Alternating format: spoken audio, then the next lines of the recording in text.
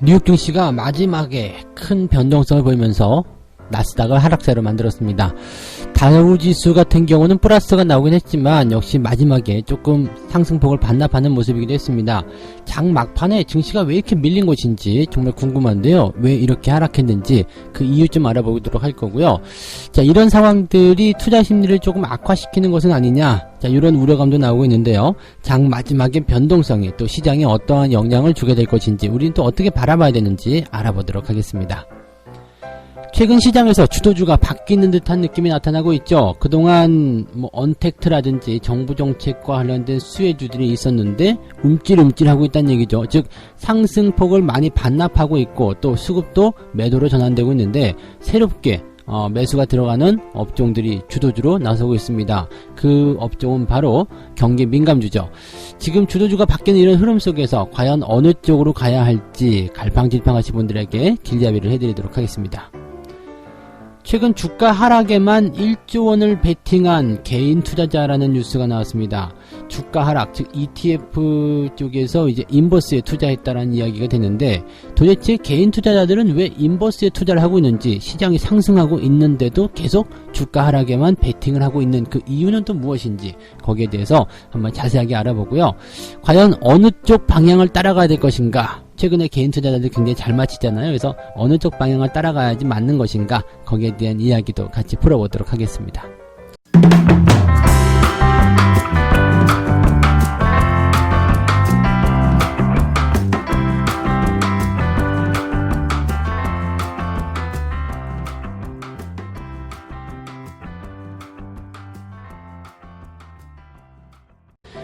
네, 반갑습니다. 오늘은 7월 22일 수요일입니다.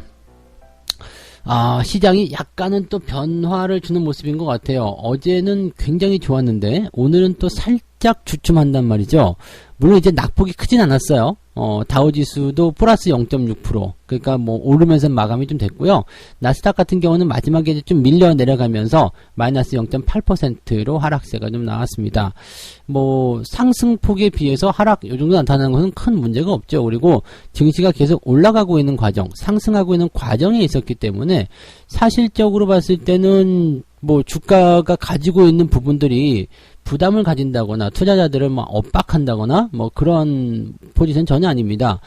장 막판에 이제 변화를 주는 부분들이 어떠한 재료 때문이냐, 어떠한 이야기 때문에 지금 현재 이렇게 나온 것이냐, 다우는 왜 올랐고 나스닥은 왜 급락했냐, 막판에 왜 내렸냐, 이런 식의 이야기라고 좀 봐주시면 될 것 같은데, 사실 중요한 거는 별로 없어요. 왜냐면은 기술주 때문에 어제 올랐고 오늘은 기술주 때문에 내렸고 이런 거거든요. 그러니까 따지고 들어가면은 사실 이 시장에 나와 있는 재료는 크게 몇 가지로밖에 나눠지지 않습니다. 백신, 그죠? 경기의 회복에 대한 기대감, 그 다음에 미중 갈등, 그 다음에 기술주들의 도약이라고 봐야 되겠죠. 이거는 경기 회복과 관련된 부분이기 때문에 그렇게 생각하시면 되는데, 일단 백신과 관련된 이야기 이런 것들 좀 보셔도 괜찮고, 그 다음에 경기 부양 이런 것도 보셔도 괜찮은데, 이 백신 같은 경우는 되게 재미가 있는 게 이제 100% 항체를 발생시키는 그런 백신이 임상 3상에 들어갔죠.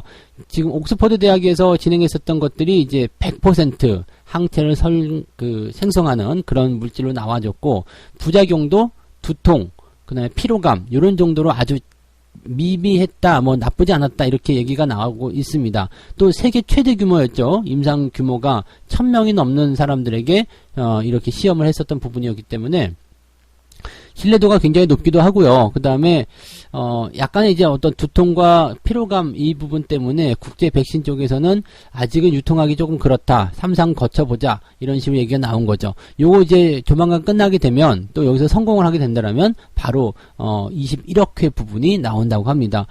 어쨌건 간에 여기서 나오는 부분이든 다른 쪽에서 나오는 부분이든 백신에 대한 내용은 지금 조만간 생산에 들어가기 시작을 해서 연말께는 다 나올 것 같다. 지금 보면은 이제 7월달도 거의 끝나간단 말이에요. 2일이잖아요. 그러니까 이 후반부로 들어선 만큼 이제 7월달도 끝나게 되는데 이렇게 되면은 하반기 조금만 기다리면 여러분들이 원하시는 그런 이 상황의 종료 이런 것들이 나올 수 있다는 얘기죠. 그러면 어떻게 될까요?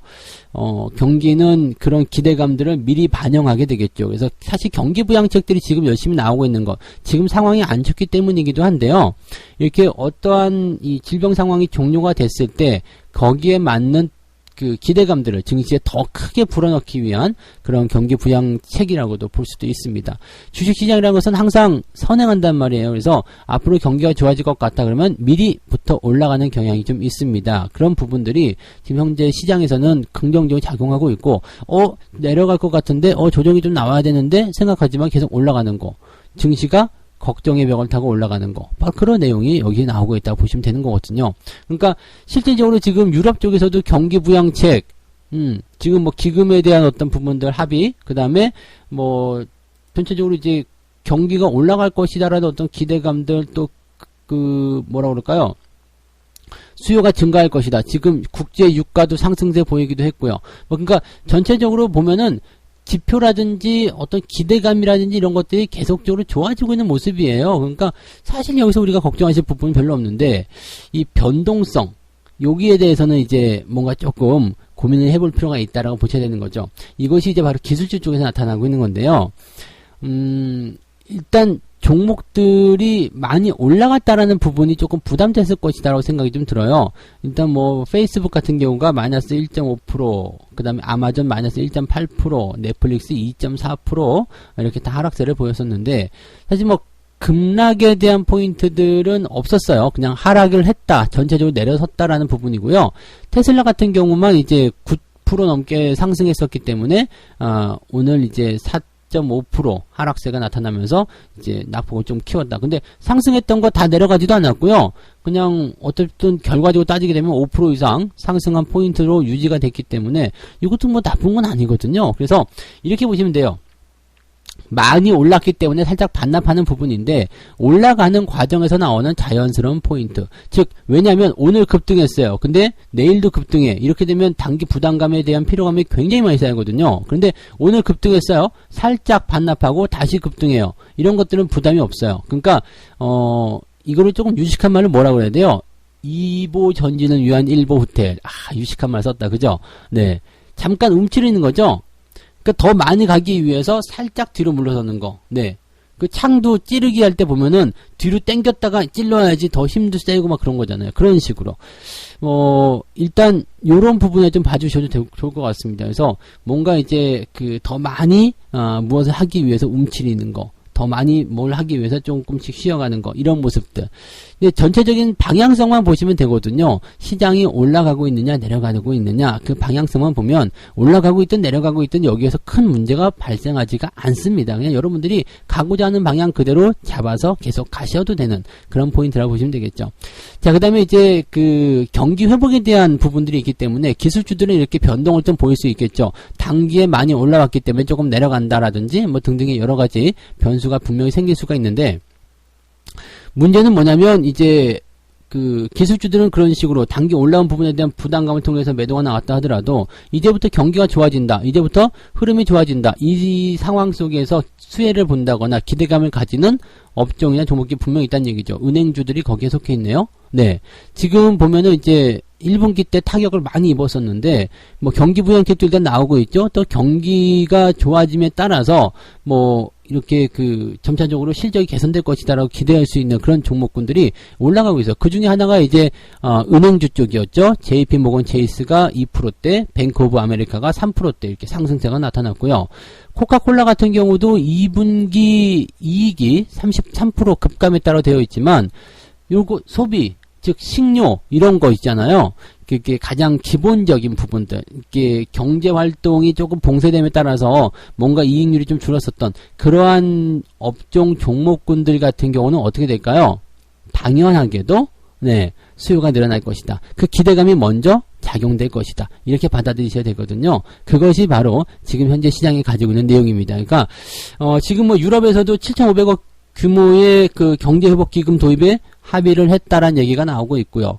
뭐 미국도 계속 경기 부양책에 대한 논의가 계속 진행되고 있기 때문에 현재 상황에서는 어떻게 본다라면 그 단기간에 너무 많이 뛰었던, 즉 시장이 굉장히 압박 속에서 주목을 받을 수밖에 없어. 즉 어떻게 보면 기술주가 스포트라이트 받은 거나 마찬가지잖아요.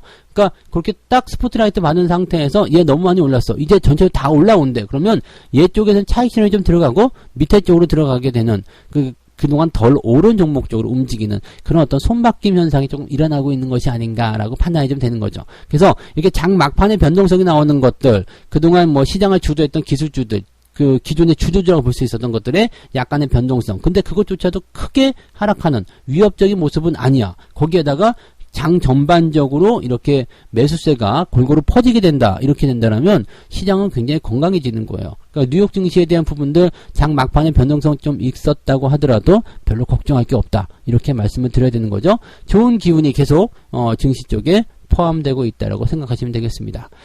자, 두 번째 이야기 갈게요. 너무 걱정하지 않으셔도 될 것 같은 그런 이야기들이었죠. 네. 자, 지금은 이제 1조 베팅의 하락 쪽으로, 주가 하락에 1조 베팅한 개미들. 이게 이제 두 번째 이야기인데, 최근에 이제 수급 동향을 보시면은요, 그 인버스 쪽에 계속해서 매수가 들어가는 것이 확인되고 있어요. 지금 인버스 쪽 매수가 계속 확장이 되는 이유가 개인들 쪽에서 많이 나타나기 때문인데요. 물론 이제 금융투자 쪽에서도 들어오긴 합니다만은 얘네들은 단기적으로 샀다 팔았다 하고 있기 때문에 크게 문제가 없어요. 근데 개인 투자자들 같은 경우는 꾸준하게 이게 물타기 형태의 모습들을 가지고 있는 경우가 굉장히 많더라고요. 그래서 누적 포지션들을 보게 되면은 계속적으로 이제 그 쌓여가고 평단가를 조정해 나가는 그런 모습들. 물론 단기적으로 샀다 팔았다는 부분이 좀 있을 수도 있겠습니다만은 그런 것보다도 누적이 되어 있는 그동안 손실난 것에 대한 물타기를 계속해서 하는, 그러니까 언젠간 조정이 오고 말 거야 이런 치토스 같은 생각들, 그런 거 하고 계시는 분들 굉장히 많이 계시더라고요. 근데 기다리는 조정 오지 않고 상승장에서 하락 쪽에 베팅하는 거 굉장히 위험한 투자거든요. 근데 왜 이렇게 할까라고 고민이 자꾸 됩니다. 물론 이제 주가가 너무 빨리 올랐다라는 부분 때문에 좀 오를 만큼 올랐으니 빠질 때가 됐다 이런 생각으로 주가가 이제 하락할 것이다 베팅하는 분들이 늘어나고 있다고 볼 수는 있겠습니다만 글쎄요라는 생각을 자꾸 할 수밖에 없겠죠. 네, 지금 잘 보니까 3월달부터 동학개미가 들어오면서 주가를 크게 끌어올렸어요.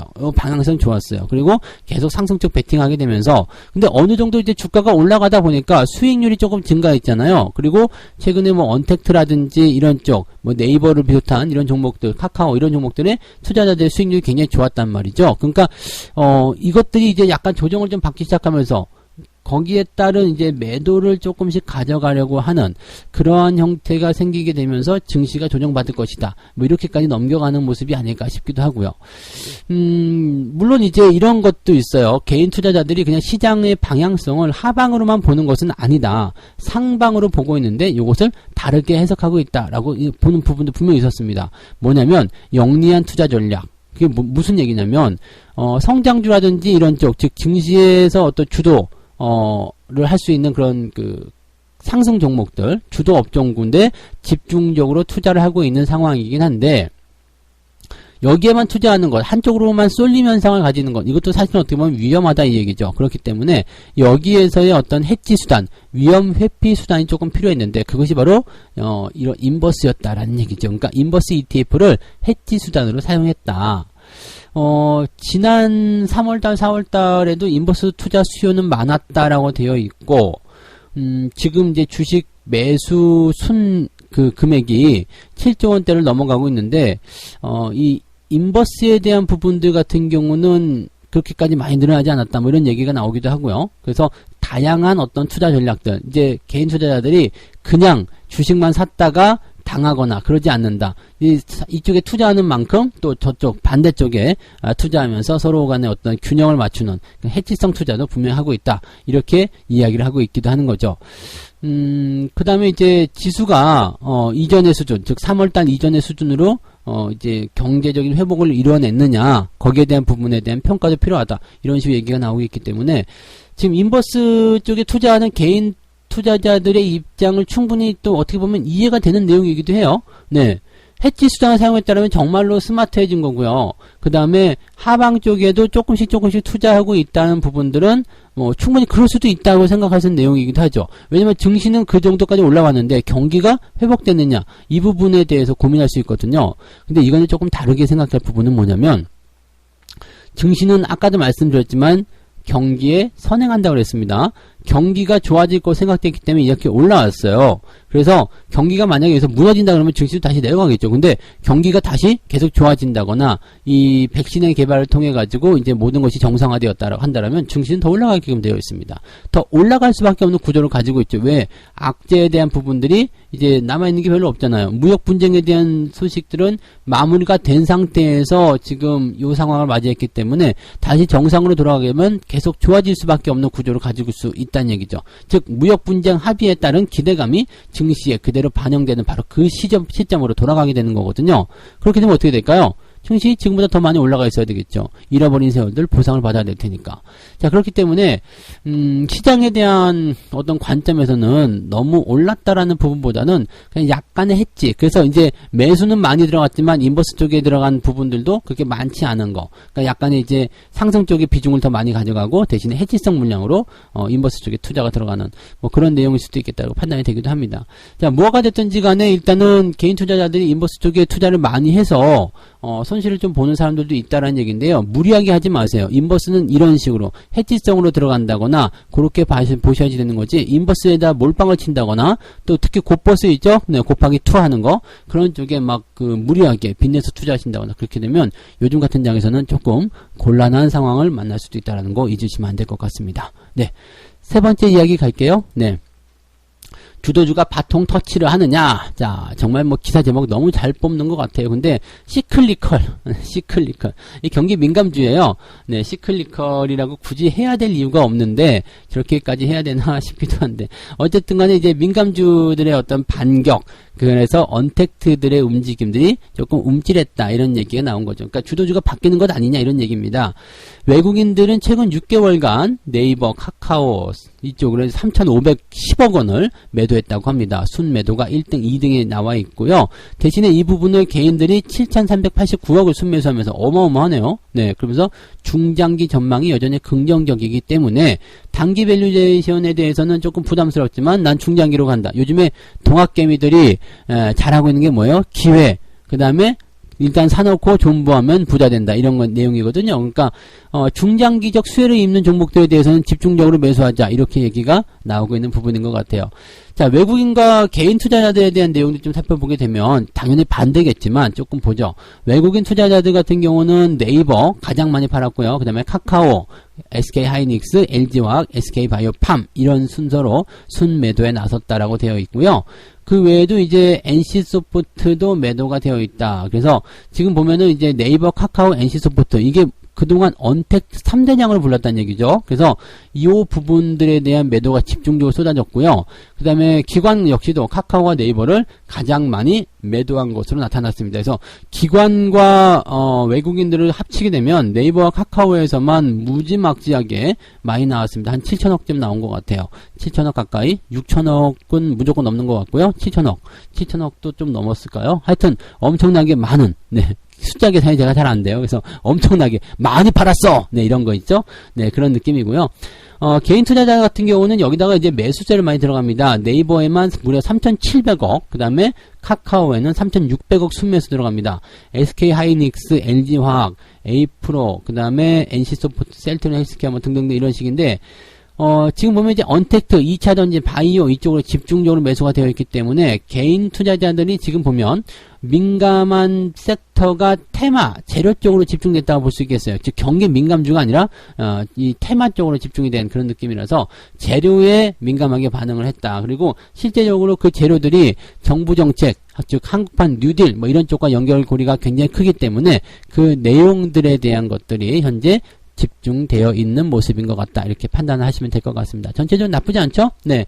이 부분들은 보게 되면 누가 이기든 관계는 없는 상황이에요. 왜냐면 개인 투자자들도 지금은 이제 그냥 쉽게 당하지 않아요. 거기에다가 이제 외국인들이 팔아치울 때 또는 기관들이 팔아치울 때 공매도를 같이 끌고 들어가는 게 아니거든요. 공매도를 끌고 들어가면 굉장히 공포스러운 모습이 나타날 수 있겠지만 공매도가 안 되죠. 그렇기 때문에 그냥 가지고 있는 거 차익 실현, 그거 개인들이 받아버렸어. 이렇게 되면 지지가 또 형성되거든요. 즉 공매도가 없는 상태 속에서의 이런 어떤 그 세력 간의 다툼 이런 쪽에서는요, 돈이 많은 쪽이 이깁니다. 돈은 누가 많죠? 개인이 많아요. 그래서 어떻게 본다면 이런 그 언택트라든지 2차전지 바이오 이런 쪽에서 단기적 고점에서 형성되는 모습이 부담스러울 수 있겠습니다만 주가가 크게 밀리지 않을 수도 있다. 이렇게 판단하실 수 있는 내용이죠. 대신에 이제 변화는 분명히 나올 것이라고 보시면 됩니다. 경기가 좋아짐에 따른 경기 민감주, 즉 그동안 덜 올라온 종목들에 대한 매력도가 높아질 수밖에 없는 구간이거든요. 그런 모습이 나타나게 된다면 어떻게 될까요? 일단은 상승에 대한 구간적인 포인트들이 계속 나타날 수밖에 없겠고 상승을 통한 시장 기대감들은 계속 퍼질 수밖에 없겠죠. 그래서 수급 주체들도요 그런 쪽으로 움직이게 될 가능성이 많습니다. 그러니까 뭐 앞으로 이제 시장이 경기가 계속 좋아지는 쪽으로 가게 된다면 정책적인 수혜도 당연히 필요하겠습니다만 계속 올라왔었던 부분에 대한 어떤 부담감 대신에 덜 오르는 종목에 대한 그 뭐라 그럴까요? 기대감들 이런 것들이 증폭될 수 있다는 얘기죠. 그래서 주도주의 어떤 자연스러운 변화, 손바뀜 이런 것들은 초반에 알아내는 게 어렵지만 처음부터 이렇게 변화가 생길 때 조금씩 옮겨가거나 갈아타시는 전략도 나쁘지 않습니다. 시장이 상승할 때는 재료가 아니라 전체적인 그런 기둥들이 움직인다는 거, 그것을 잊으시면 안 될 거예요. 그래서 그 기둥 중에 하나가 바로 경기 민감주 섹터 쪽일 것이다. 그 다음에 금융섹터도 당연히 우리가 집중해서 봐야 되는 내용일 테고요. 그래서 그런 쪽으로 여러분들이 폭넓게 조금 뭐라 그럴까요? 느긋하게 본다라는 관점으로 시장을 바라보시면 시장이 상승하는 것에 대한 보상을 충분히 받게 되실 수 있을 것이다. 이렇게 말씀을 드릴 수 있겠습니다. 그 내용들 참고하시면 좋겠네요. 네. 자, 이렇게 세 가지 이야기 전달을 해드렸습니다. 네, 뉴욕 증시가 막판에 변동성 보였는데 사실 별거 아니야. 네, 상승했던 것보다 더 조금 내려간 부분이고 그냥 뭐라 그럴까? 그 기술주들에 대한 부분에서의 어떤 그 단기 급등에 대한 부담감이 좀 있었다라는 이야기, 그 다음에 경기 회복에 따른 기대감을 통해서 약간의 손바뀜 그런 것들이 뉴욕 증시에서도 일어나고 있었다. 그래서 은행주들은 많이 상승했었고 그런 부분들이 있었다. 뭐 그런 정도입니다. 그래서 현재 시점에서는 뭐 부담감보다는 기대감이 더 큰 상황이기 때문에 걱정할 거 없다 말씀드렸고요.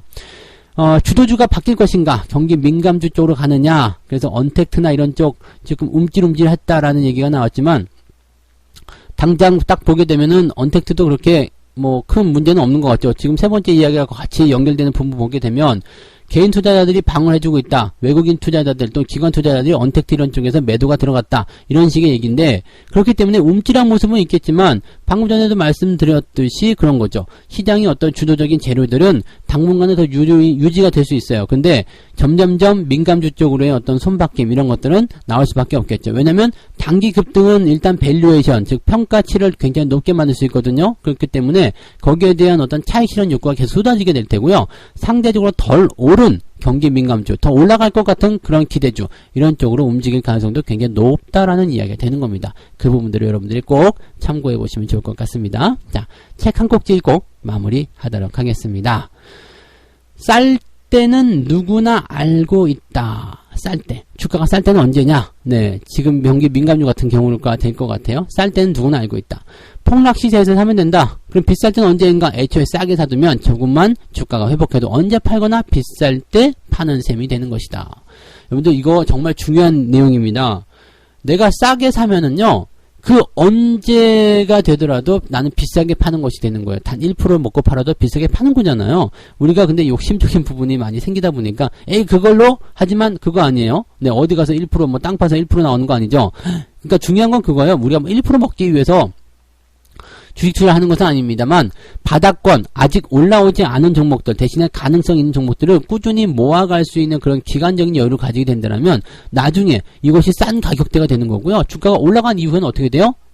네, 언제라도 우리가 비싼 가격에 팔 수 있는 상황이 되는 겁니다. 그래서 이것은 우리가 수익을 깔고 더 큰 수익에 도전할 수 있는 그런 기대감이 되는 거죠. 왜? 나 수익 중인데 뭔 상관이야? 뭐 이런 거겠죠? 네.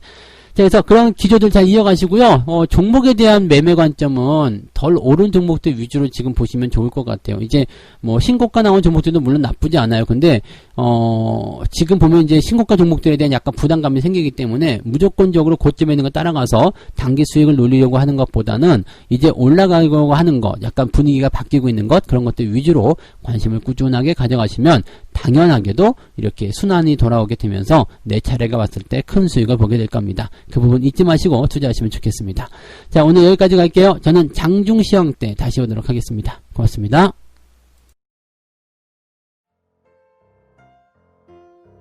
본 방송에서 제공되는 모든 정보는 투자 판단의 참고 자료이며 투자의 최종 책임은 본 방송을 이용하는 본인에게 있습니다.